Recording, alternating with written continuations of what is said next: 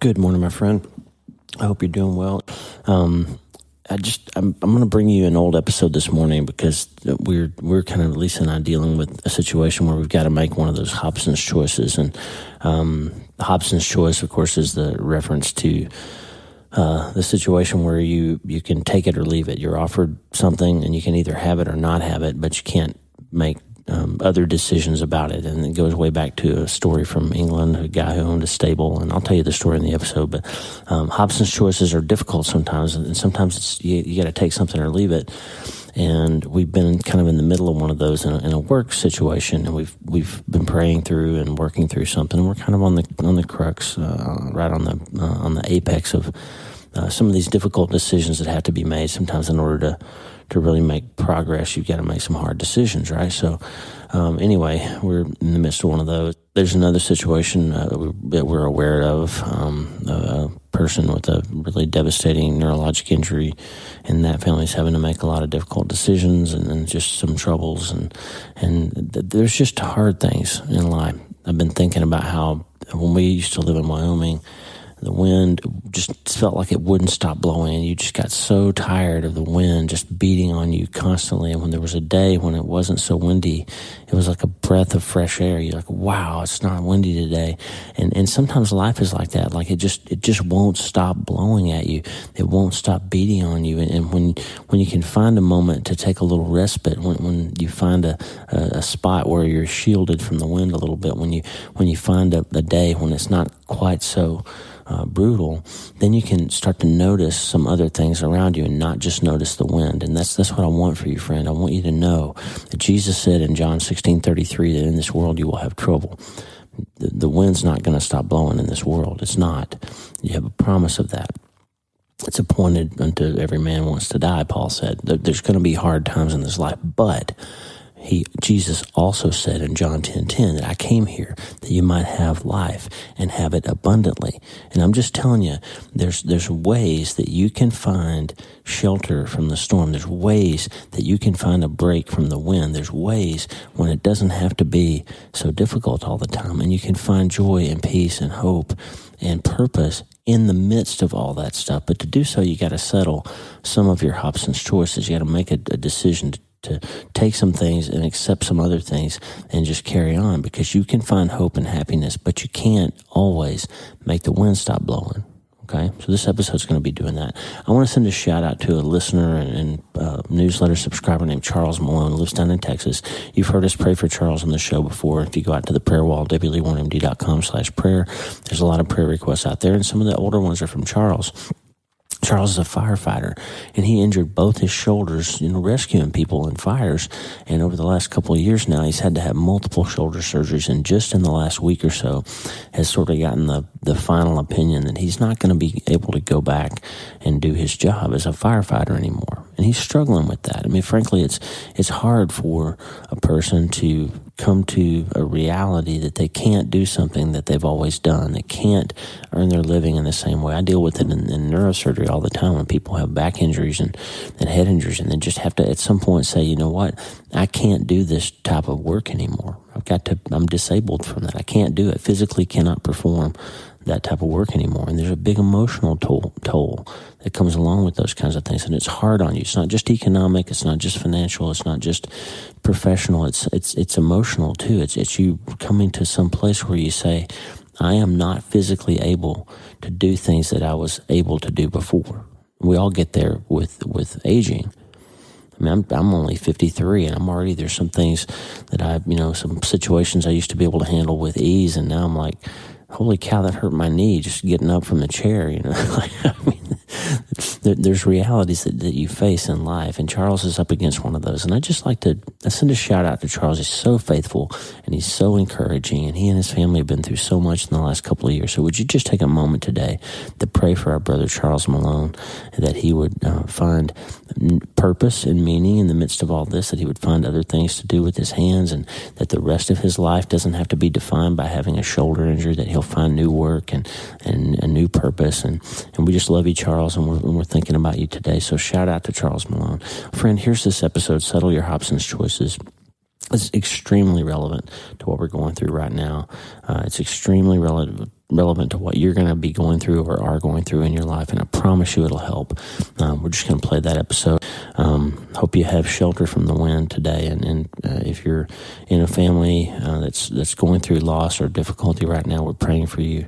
Please lift up North Platte, Nebraska right now. There's some pain here. There's some hurting people here, and we need your help. wleewarrenmd.com/prayer, and don't forget to start today. Hey, are you ready to change your life? If the answer is yes, there's only one rule. You have to change your mind first. And my friend, there's a place where the neuroscience of how your mind works smashes together with faith, and everything starts to make sense. That place is called self-brain surgery. You can learn it, and it will help you become healthier, feel better, and be happier. And the good news is, you can start today. Thanks, Lisa. Hey, so glad to have you listening today. I'm Dr. Lee Warren, and I live in Nebraska in the United States of America with my incredible wife, Lisa, my father-in-law, Tata, and the super pups, Harvey and Lewis. I'm a neurosurgeon and an author, and I'm here to help you harness neuroscience, the power of your brain, faith, the power of your spirit, and good old common sense to help you lead a healthier, better, happier life. Listen, friend, you can't change your life until you change your mind, and I'm here to help you learn the art of self-brain surgery. To get it done, you can get the show notes and more at drleewarren.podbean.com.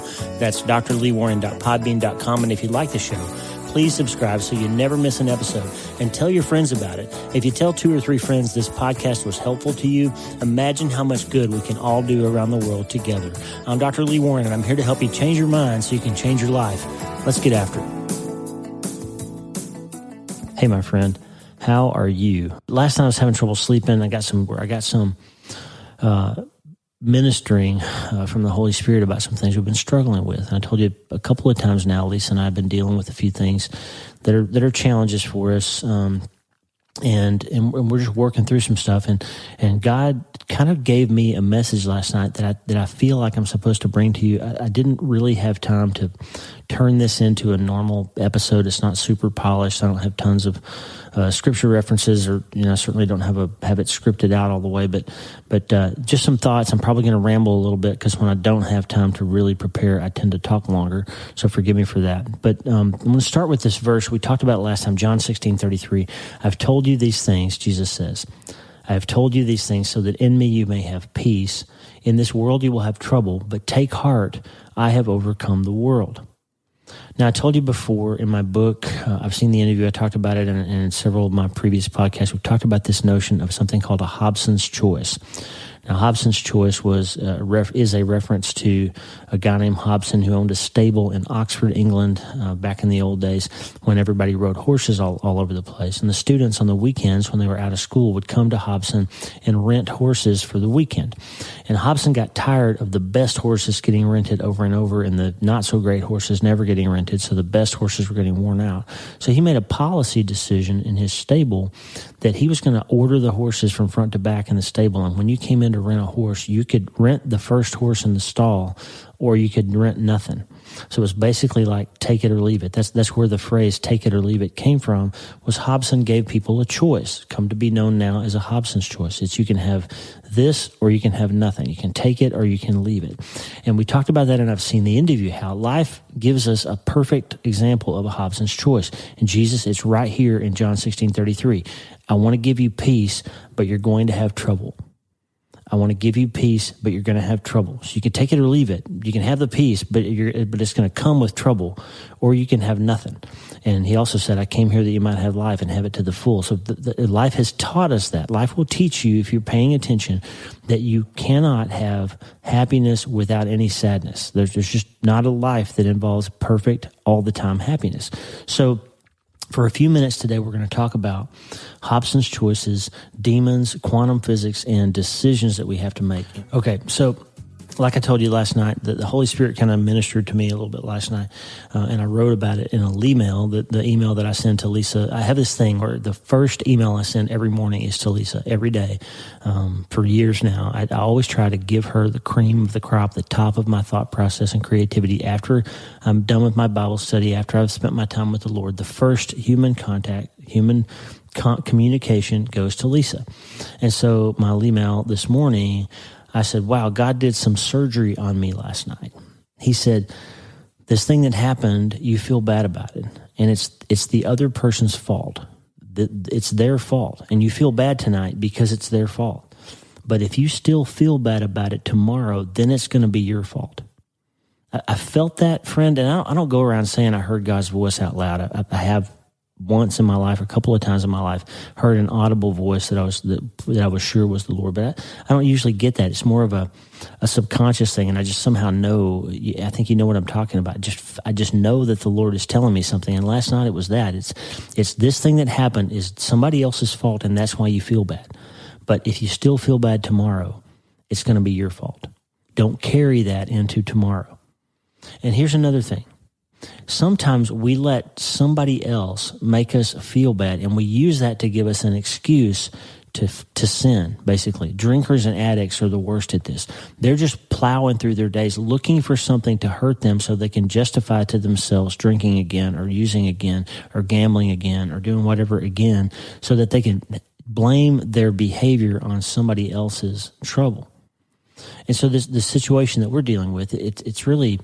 in the grand scheme of things, it's not that big of a deal, but it's a situation where a person who has always been, in my estimation, a real paragon of virtue, just somebody who does it right, somebody who advocates for doing the right thing, saying the right thing, telling the truth, all of that stuff. This person actually engaged in a very deceitful a deceitful behavior toward us to make us sort of think one thing when another thing was really happening. And like I said, it's not a big deal. It doesn't really change the dynamic of the world, or the universe isn't going to collapse or any of that stuff. But it was just crystal clear. This person, it's one of those times when you haven't ever really acknowledged to yourself that somebody's an actual human being. You've sort of deified them a little bit because you haven't seen them do that sort of stuff. And so when they do act like a normal person and act deceitful or be passive aggressive or have issues like that, it kind of takes you by surprise and it shocks you a little bit, right? This is one of the reasons why pastors who fall publicly, like the Ravi Zacharias situation last year, this is one of the reasons that's so powerfully damaging to the kingdom, is because we people forget that they're just people too, and when they sin like we do, it knocks us out, it nukes us. And it shouldn't surprise us when people act like people, right? But so this deal happened, and it was deceptive, and it wasn't even necessary. That's the thing. The situation we were involved in, the deceit didn't need to happen, and it just made us feel bad. Do you know what I mean? Like when somebody tells you a lie, and it's like, you didn't need to lie to me right then. I would have still done the right thing by you. You didn't have to fib to me.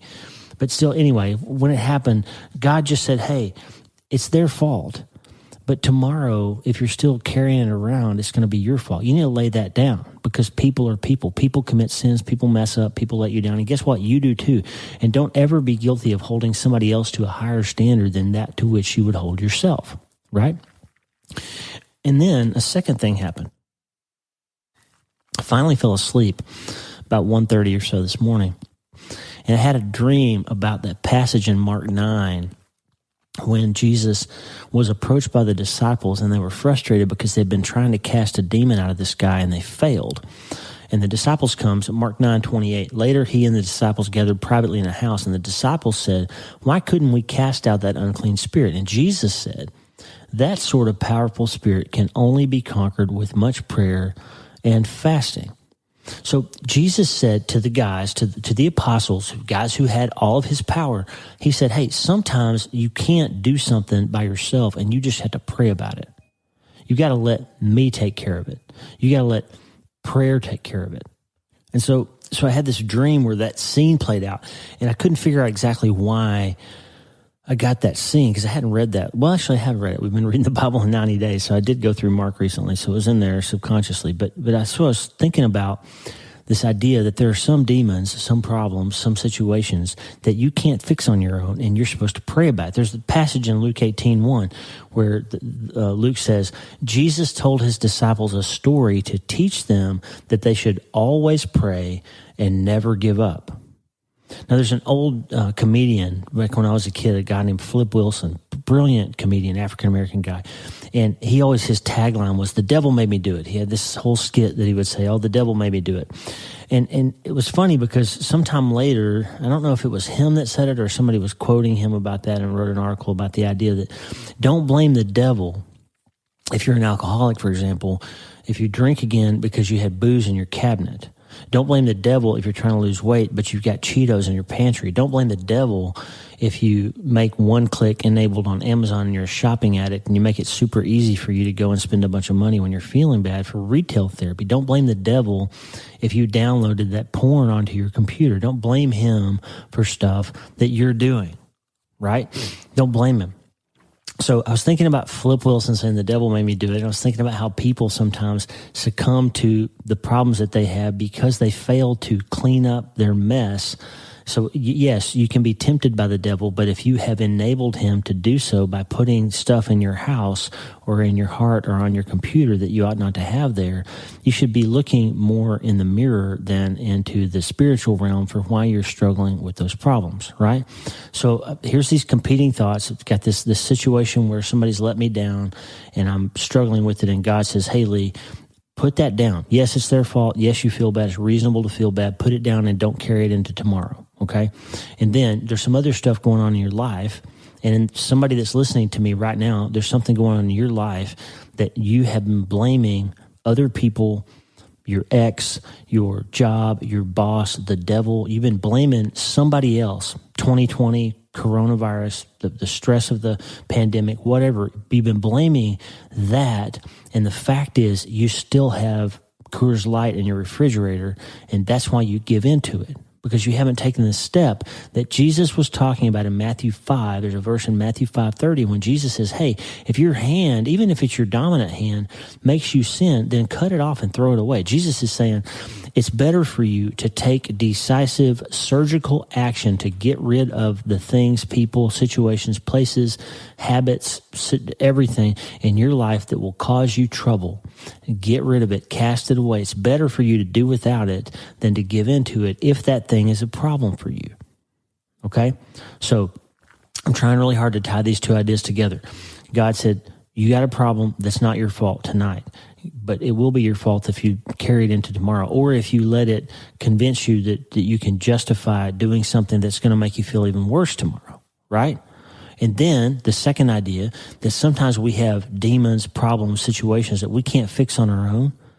And Jesus says the solution to those things is to pray about them. So how do you keep from somebody else's problem? How do you keep that from carrying it into becoming your problem tomorrow? And how do you keep from taking a problem that you do have and blaming somebody else for carrying it into another day and further down your life? How do you deal with the fact that those issues in our lives cannot always be gotten rid of? The way you deal with them is you pray. You meditate, you fast, you think about your thinking, and you rearrange your head on the situation. And if you got to cut your hand off, cut your hand off. That's not I'm not giving you medical advice to go chop your hand off. Don't do that. It's a metaphor, okay? If you're listening to me and you got the cleaver out, you're about to chop your hand off, don't do it. Go get psychiatric help. It's a metaphor. Chop the things out of your life that ought not to be there. Now, let's go back to quantum physics and let's go back to Hobson's choices for a second. In this world, we are ruled by in the realm of the things that we can see. We're ruled by what's called classical physics. Okay, in classical physics, there's a whole set of equations that model behavior of what we expect to see if we, for example, throw a ball up into the air. What's going to happen? It's going to follow a parabolic path, and it's going to come back down to Earth because gravity is going to pull it back down to Earth at a measurable and set speed. Okay, when you drop an object, it's going to fall at a predictable rate, right? And it's going to fall. It would freak you out if tomorrow you dropped a ball and it went up, right? That's classical physics. And we get used to the world operating like we think it's going to operate. So in our worldview, for example, we think that if we're a good person and we work hard and we do everything right and we focus on our family and take good care of our kids, that everybody will be happy and things will go well for us. But what happens in the real world? It doesn't operate according to classical physics. We can do everything right and we can still get a glioblastoma. We can do everything right and get that phone call still that our 19-year-old son has died. Our wife can leave us. The bank can foreclose on us. The market can collapse. The wrong guy can get elected. Stuff can happen that you didn't expect to happen, and you think it's impossible because you are operating with one set of rules in your mind classical physics, for example.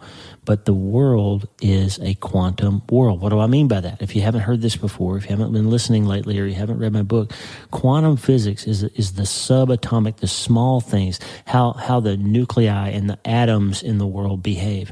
And when those guys, the physicists in the early 1900s, were trying to figure out how to make atom bombs and things like that, and we're glad they did, not because there's an atom bomb, but we're glad that they figured out quantum physics, because that's how we have internet and computers and space travel and microwave ovens and televisions and all that stuff. That all that math that creates all that stuff came from quantum physics.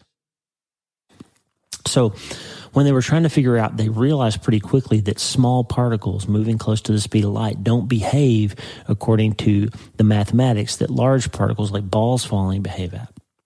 And what they figured out is that there's weird things that happen at the quantum level, like an electron can basically be in two places at once. So that's impossible for me to be in two places at once, right? But an electron can be, or at least when you try to model its behavior mathematically, that's what basically you have to account for, is it essentially can be in two places at once. And so God showed me last night something about Mitch, my son. And, I'm always telling you, hey, John 16:33 tells us that God wants us to have peace, even though we're going to have hard things. He wants us to have abundance, even though we're going to have hard things. And I still every day cry about my son. I still every day have some moment where I stutter in my breath, and I'm just really mad that he's not here. And last week was the anniversary of the death of the brother of one of my dear friends, and I didn't realize it till I just saw it on a calendar just now, and I didn't tell her that. But I know that years later, after losing her brother, she still feels it every day. I feel it every day, losing my son. And the fact is, there's never going to be a day when he's not gone, and I don't feel that. Okay? So what God said last night is, Lee, you need to take this teaching to another level. You need to help people understand something on a deeper level. Yes, life is hard, and yes, you have to accept that it's a Hobson's choice, but there's quantum physics applied here, because my promises are all true all the time. And so the fact is that the worst day of my life, August 20th, 2013, the day my son was brutally killed, was also the best day of his life, because shortly after that occurred, he looked into the face of the Prince of Peace and he heard, "Well done, my good and faithful servant."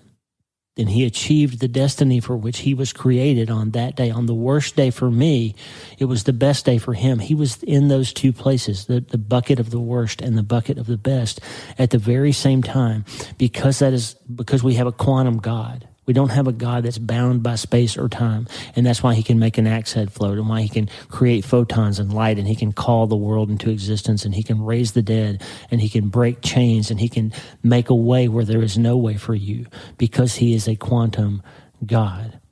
And so it's a Hobson's choice. I can believe that Mitch's dying was horrible, and that it was the best thing ever for him, and that Romans 8:28 is really true, that God can make something good out of it. Because if you're hearing this right now and your life is in trouble and you're finding some kind of hope because of what I'm saying into this microphone in Nebraska in the United States, then the fact is that I'm speaking these words because I lost my son, and that's what motivated me to get this out there and do this thing. And so he would be happy to know that us losing him motivated us to do something to try to help other people. And if you're benefited by this, please let me know, because you're proving the point that, yes, life is a Hobson's choice, and Mitch's dying was worse and the best at the same time, and that God kept his promise that all things will work together for some good for those that love the Lord. I can believe that, or here's the other choice, and this is your choice today, friend. I can believe all those things, and I can somehow manage to find joy and purpose and meaning in my life despite the hard things. Or I can wallow in misery and sorrow for the rest of my days as a bereaved dad. I could say, you know what, I'm going to be in a support group every week. I'm going to drink too much. I'm probably going to lose my wife. I'm just going to sit in this pain, and I'm going to roll in it, and I'm going to bathe myself in it, and I'm going to stay there in that role of a bereaved father for the rest of my life, and that's what's going to happen. I could do that if I couldn't accept the Hobson's choice. I would do that if I couldn't accept the Hobson's choice. The Hobson's choice is, yes, that hard thing happened. Yes, you can have joy and meaning and purpose in your life anyway, and I need to settle that, and that's why I'm talking to you today, because today I want you to settle some Hobson's choices in your life. There's a verse in Hebrews chapter 12 that starts 1-4, and it goes like this: Therefore, since we are surrounded by such a great cloud of witnesses, let us throw off everything that hinders and the sin that so easily entangles, and let us run with perseverance the race marked out for us, fixing our eyes on Jesus, the pioneer and perfecter of faith. For the joy set before him, he endured the cross, scorning its shame, and sat down at the right hand of the throne of God. Consider him who endured such opposition from sinners, so that you will not grow weary and lose heart. In your struggle against sin, you have not yet resisted to the point of shedding your blood. You see that, friend? It's a Hobson's choice. People are going to sometimes deceive you. They're going to lie to you. They're going to mistreat you, leave you. They're going to not come back when you apologize. You're going to do something to break a relationship, and they're not going to give you mercy. They're going to hold you to a higher standard than they hold themselves. It's going to happen. All those things are going to happen to you, but it's unlikely, the writer says, that they're going to crucify you over it like they did Jesus. It's unlikely that you're going to shed blood over it. So the one and only point that I'm trying to make to you today, friend, is this: there are some things that you need to settle in your mind and in your heart if you're going to be happy. What are those for you? You should write them down. If there's some things that you're going to have to accept at some point, yes, I lost my leg due to diabetes, and I'm going to not have 2 legs for the rest of my life. You're going to have to settle that because it's true. Or, yes, I lost my spouse because I was unfaithful and they wouldn't forgive me, and I'm going to have to accept that. Or, yes, my son died. Yes, I have a brain tumor. Yes, I XYZ. Whatever it is, if it's something that God has put in your heart and your life that's a thorn in the flesh, or some situation that is true and is not going to change, or you haven't seen how it could change yet, God is still calling you to be able to find joy, meaning, abundance, and purpose in it. Remember, Viktor Frankl said from a concentration camp, he wrote that it is suffering that ceases to be suffering when it finds context and purpose in your life. So if you want to understand how Jesus could be called a man of sorrows, but also be such a magnetic, joyful, charismatic character that he's still the most popular human that's ever lived on the earth, it's because he understood the Hobson's choice of, yes, life is hard, but yes, God is good, and yes, you can have pain, but yes, you must have joy. And why must we have joy? It's not because he wants us to be Pollyannas. It's because joyful people can help other people find hope when they're hurting, and joyful people can help other people find their path to the kingdom so they can find what real joy and purpose and meaning are about. So start praying for peace around these things. Write them down. What are those Hobson's choices that you need to settle and accept in your life today? Write them down. Pray for peace over them. Pray that they'll break generational curses and you won't carry that into your next, that you teach your kids to be, miserable people who grovel in their misery when something bad happens to them. Teach your kids to have joy and purpose anyway when they're having hard things. So start clarifying the true things in your life and disavow yourself from the notion that you need to have a pain-free life in order to be happy. That is not true. You should be able to be happy and find purpose in spite of the hard things in life. And let me tell you this principle. The degree to which you couple emotion and circumstance in your life is inversely proportional to your ability to be happy. You must you must uncouple emotion and circumstance. Bad things can happen. You can still be happy. Bad things, hard things, difficult things, sad things, devastating things can happen, and you can still find joy, meaning, purpose, and abundance in your life because Jesus said that you could. And he further said, that's why I came. That's why I was here. What kills us is the unwillingness to accept the quantum duality that life is hard, but we can be happy anyway. We focus on the but and the and the woe and the oh no, and we forget Habakkuk's though and yet, right? Though there's no figs, yet I'm going to still be happy. Though there's no sheep, yet I'm still going to be happy. Though there's no cattle, yet I'm going to still be happy. Habakkuk says, I'm going to trust in the Lord. I'm going to praise the Lord. I'm going to count on him. I'm going to believe in him. I'm going to let him be my enough. I'm going to let him fill me up. I am not going to let the hard times in this world keep me from finding joy. And my friend, if you can accept those Hobson's choices and allow them to be true, but still be able to accept Jesus' promise that he came for you to be happy and at peace anyway, you, my friend, will change your mind and change your life. And so I am a bereaved father.